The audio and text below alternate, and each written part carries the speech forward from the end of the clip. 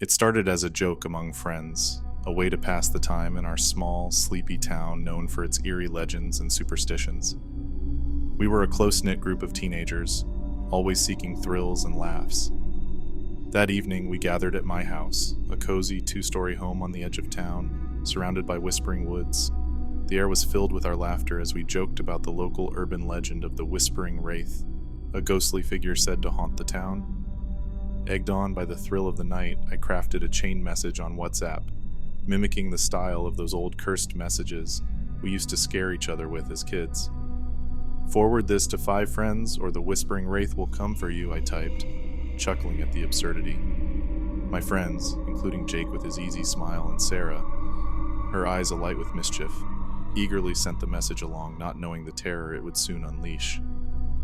The next day, something felt off. As I scrolled through WhatsApp, checking the last seen statuses of my friends, I noticed something chilling, a faint ghostly figure in the background of Jake's profile picture. It was barely visible, a mere wisp of a shadow, but it sent a shiver down my spine. I convinced myself it was a trick of the light, an odd glitch, but unease gnawed at me. My attempts to brush it off crumbled when Sarah called me, panic lacing her voice. She too had seen the figure, not just in Jake's photo, but in hers as well. It was closer in her image, a discernible silhouette looming over her shoulder. We met at our usual hangout spot, a quaint cafe in the town center, but the comfort of our usual table by the window was lost to us, overshadowed by the creeping dread of the unexplained presence in our digital lives. As the days passed, the ghostly figure in our photos and videos became more pronounced, its form gaining clarity and substance. It was a ghastly sight, a spectral entity with hollow eyes and a gaping mouth, as if eternally screaming.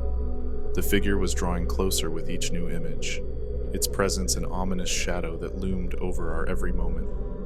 The curse of the chain message was no longer confined to our screens.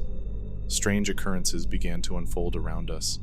Items in our homes would move on their own, doors would slam shut without any wind, and chilling whispers echoed in empty rooms.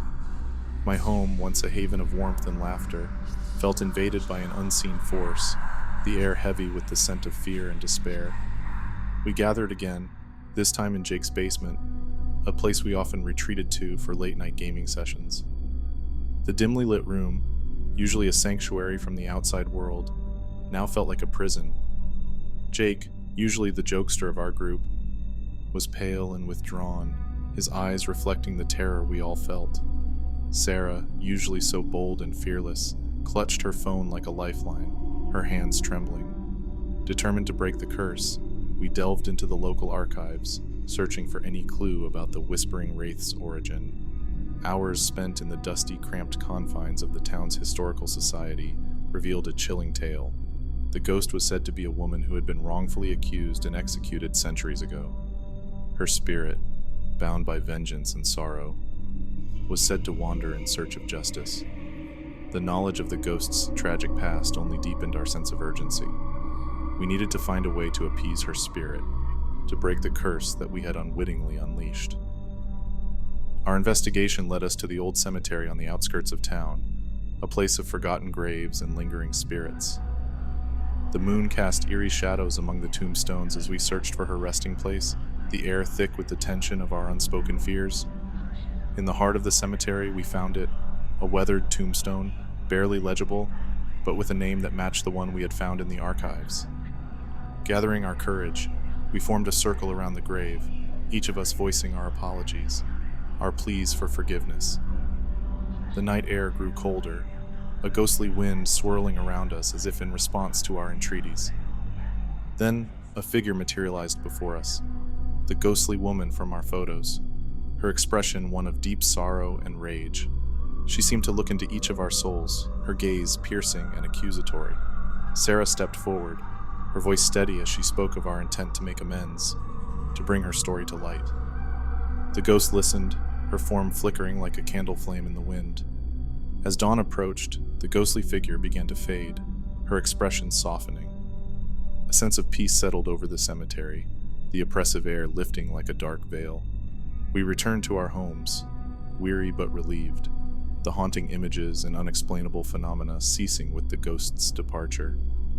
But the experience left us changed, a reminder of the thin veil between the living and the dead, and the consequences of awakening the echoes of the past. It began as a small, easily dismissible oddity in my otherwise mundane life. I was scrolling through my WhatsApp contacts when I noticed a profile with no picture and a name I didn't recognize: Shadow Watcher. I shrugged it off, assuming it was a glitch or a forgotten acquaintance. My apartment, usually a snug and welcoming one-bedroom in the heart of the city, suddenly felt a bit colder, a bit less my own. The unease started when I tried to delete the mysterious profile. As soon as I pressed delete, my phone buzzed with a new message from Shadow Watcher. I felt a chill run down my spine as I read, "Why are you trying to remove me?" Each word seemed to weigh heavily in the air of my living room, a space that had always been my refuge, now tainted with a sense of intrusion. From that moment, the messages became more frequent and disturbing. They detailed my daily routines, my comings and goings, with unnerving accuracy. I felt a growing sense of paranoia, the walls of my apartment closing in on me. The cozy corners and familiar shadows seemed to take on a more sinister aspect, as if they were complicit in this unseen surveillance. The true horror, however, came with the photos. The first image I received was a shot of me cooking in my kitchen, taken from an angle that would have been impossible without someone or something being there with me. The realization that I was being watched, that my private sanctuary was violated, filled me with a dread that was suffocating and all-consuming. The messages and photos began to escalate, each one more invasive than the last. Pictures of me sleeping, images captured from just outside my bathroom door. Each photo was a violation, a reminder that my watcher was always close, always observing. My apartment, once filled with cherished memories, had become a stage for this unseen stalker. I tried to seek help, showing the messages to friends and the police, but the profile would mysteriously disappear whenever I tried to share it, only to reappear once I was alone again. I felt isolated, trapped in a web of paranoia and fear. The once bright and airy rooms of my apartment now felt like a prison, each window a potential vantage point for prying eyes. One evening, as I lay in bed, the sound of my own ragged breathing the only noise in the silent apartment, my phone lit up with a new message. It was a live video feed, showing me in my bed, the camera angle suggesting it was being taken from the ceiling. My heart raced with terror. This wasn't just a stalker, it was something far more insidious, something that defied explanation.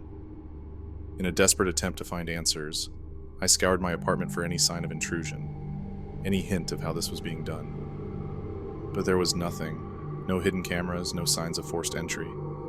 The walls, once adorned with pictures of happier times, now seemed to mock me with their silent witness to my nightmare.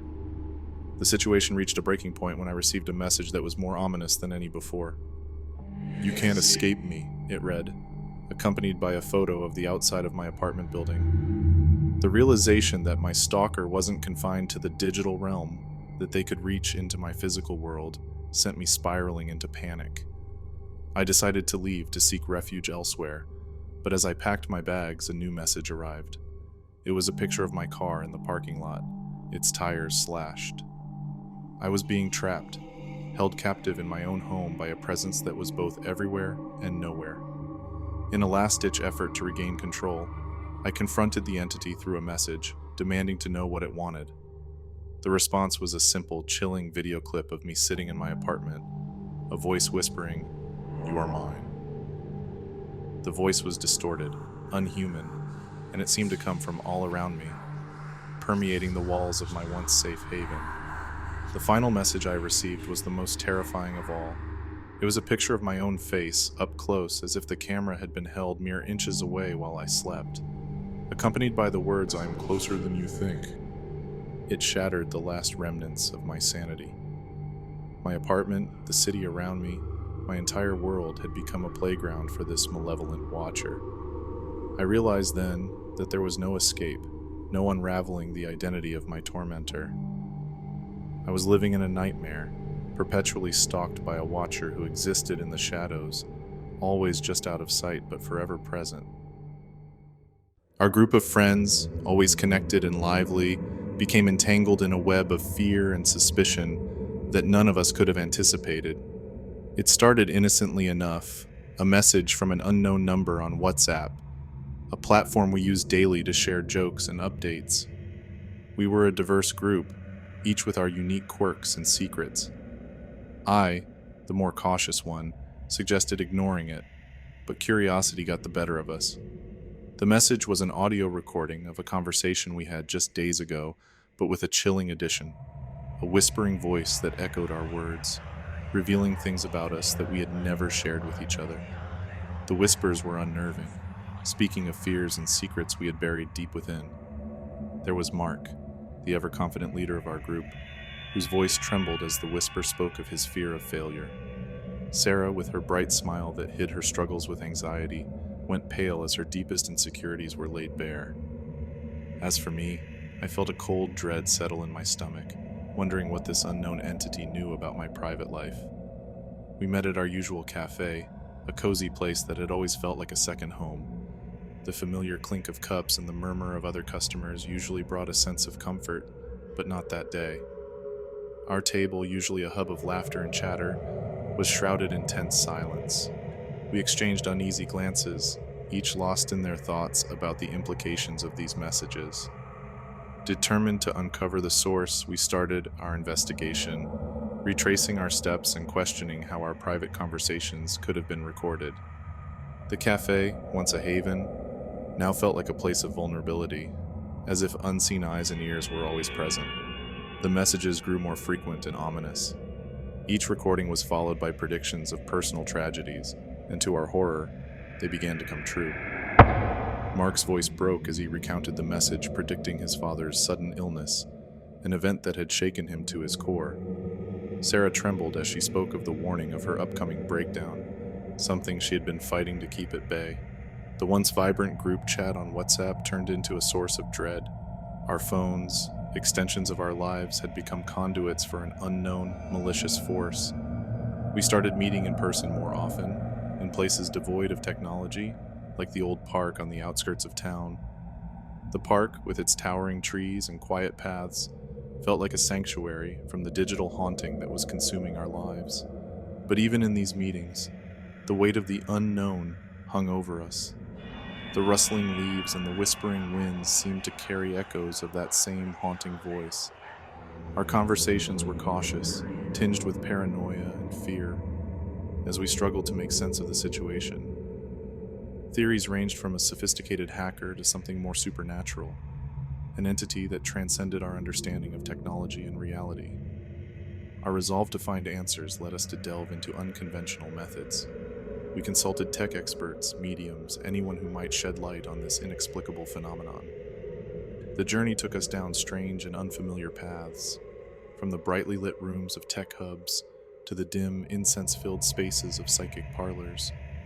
The turning point came with a message that was different from the rest. It was a direct challenge, a sinister invitation to meet the entity behind these ordeals. The message was traced to an abandoned warehouse on the edge of town, a place forgotten by time and progress. The warehouse, with its broken windows and graffiti-covered walls, stood as a testament to decay and desolation. Armed with nothing but our waning courage, we ventured inside. The interior was vast and echoing, each step amplifying our fear and uncertainty. Shadows danced along the walls, and the silence was oppressive, as if the building itself was holding its breath. In the heart of this desolation, we found a setup that chilled our blood. A circle of smartphones, each displaying our names and playing back our whispered fears. As we stood there confronting this eerie shrine to our private lives, the phones began to ring in unison, a cacophony of digital chimes that set our nerves on edge. Hesitantly, Mark answered, and the voice that came through was both familiar and utterly alien. It spoke of a desire to understand human fears, to feed on them. The revelation was as terrifying as it was incomprehensible. In a desperate bid to end this nightmare, we destroyed the phones, smashing them into silence. As the last device flickered and died, a palpable sense of relief washed over us. The whispers ceased, and for the first time in weeks, we felt a semblance of peace. We then left the warehouse, the weight of our experience a heavy cloak around our shoulders. We had confronted the unknown, but the scars it left were indelible. Our conversations, once filled with laughter and plans for the future, were now cautious, tinged with a newfound respect for the secrets we all carry. The whispers from the unknown had ceased, but the echoes of that haunting voice would linger in our minds, a reminder of the fragile line between our digital lives and the unseen forces that may lurk within them.